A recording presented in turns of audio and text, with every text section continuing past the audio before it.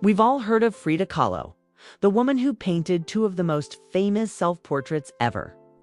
But what many people don't know is that her life was far from easy. So in this episode, we're going to take a look at some of the struggles that she faced and how she overcame them. We will also discuss some unknown facts about her and what we can learn from her. Let's start.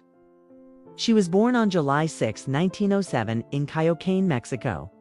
She grew up in a middle-class family and had a happy childhood.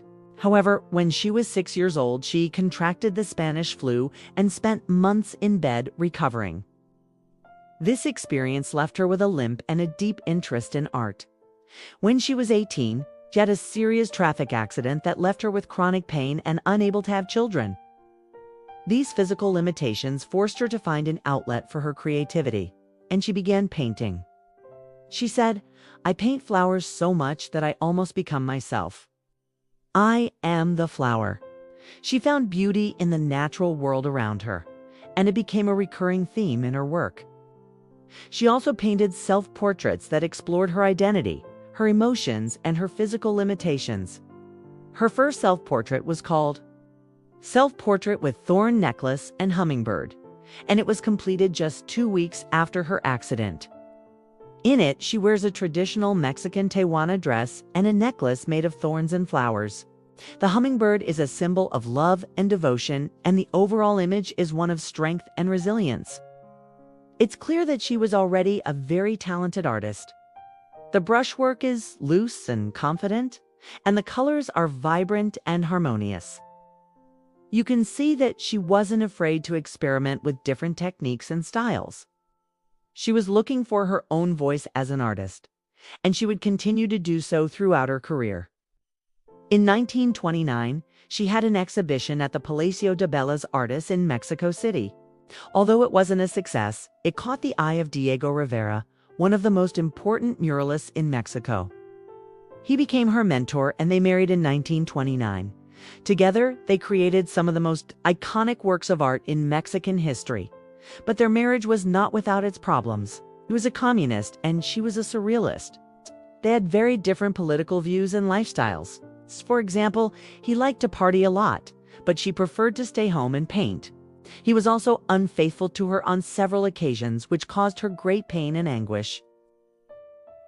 But despite all the ups and downs, they remained married until his death in 1957, after giving birth to her first child. She miscarried several times. She wanted to have a baby so badly that she even tried to get pregnant by artificial insemination. When this didn't work, she became depressed and her health deteriorated. She had a hysterectomy in 1932, which ended her hopes of motherhood. The pain and suffering that she endured during this time are evident in some of her paintings, such as Henry Ford Hospital and The Broken Column. In these works, she uses symbolism and allegory to express her physical and emotional pain. For example, in Henry Ford Hospital, she depicts herself lying in a hospital bed with a broken column protruding through her body. The imagery is shocking and disturbing, but it's also powerful and moving. The column symbolizes the stake that she has been through, both literally and figuratively. In The Broken Column, she portrays herself as a fragmented and incomplete being. The column that runs through her body is not just a symbol of her physical pain, but also of her emotional trauma. During World War II, she volunteered at a hospital in Mexico City treating wounded soldiers. This experience had a profound impact on her art, and she began to explore themes of death, suffering, and hope in her work. For example, in The Wounded Deer, she depicts a deer with an arrow through its body. The deer is a symbol of innocence and vulnerability, and the arrow represents the violence and brutality of war. However, there is also a sense of hope in the painting, as the deer is surrounded by lush vegetation and seems to be healing from its wounds. Towards the end of her life, she developed a serious case of polio, which left her partially paralyzed. She continued to paint despite her illness and produced some of her best work during this time. For example, The Two Fridas is one of her most famous paintings, and it was completed shortly before her death. The painting shows two versions of herself, one dressed in European clothes and the other in traditional Mexican clothing. The two Fridas are connected by a single artery that runs through their bodies and symbolizes the unity of her dual heritage and her split personality. In 1954, she had a bus accident that left her with a broken pelvis and leg. This was the third major accident of her life, and it seemed like she wouldn't survive. But she did, and she continued to paint until her death in 1954. At the age of 47, she died of a pulmonary embolism. She left behind a legacy of over 200 paintings, drawings, and sculptures. Here are some unknown facts about Frida Kahlo. Number 1. She suffered from depression throughout her life. She attempted suicide twice, once by throwing herself down a flight of stairs, and another time by slashing her face with a razor blade. No. 2. She was a devout Roman Catholic despite her many infidelities. She said, "I believe in the Virgin Mary, but I don't believe in priests or churches or saints." No. 3. She was a heavy smoker and drinker. She said, "I smoke like a chimney and I drink like a fish." No. 4. She was an avid collector of pre-Columbian artifacts. She had a particular fondness for the indigenous cultures of Mexico, and she incorporated their motifs and symbols into her art. So now let's talk about what we can learn from her. First, we can learn that no matter how difficult our circumstances are, we can always find beauty and inspiration in the world around us.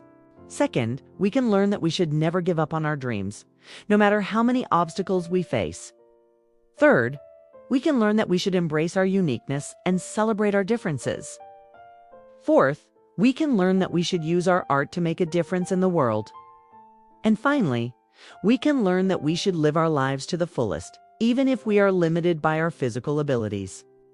As the famous quote goes, "Nothing can dim the native hue of an independent mind."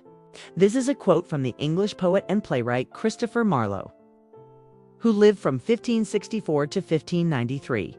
The quote means that nothing can diminish the brilliance of a free and original mind. The mind is the most powerful force in the universe. It can overcome any obstacle and achieve any goal. But it needs to be free and independent to do so. When we allow others to control our thoughts and actions, we become like puppets and we lose our power. But when we break the strings and think for ourselves, we become unstoppable. We can create anything we want and live any life we choose. Frida Kahlo was a true original. She was not afraid to be herself or to express herself through her art. She was a rebel who challenged the status quo and fought for what she believed in. She was a visionary who saw the world in a different way and shared her vision with us through her paintings. She was a trailblazer who showed us that we can be anything we want to be, no matter what limitations we may face. If you enjoyed this episode, please leave a thumbs up and subscribe. If you want to watch another episode, click here. Thanks for watching.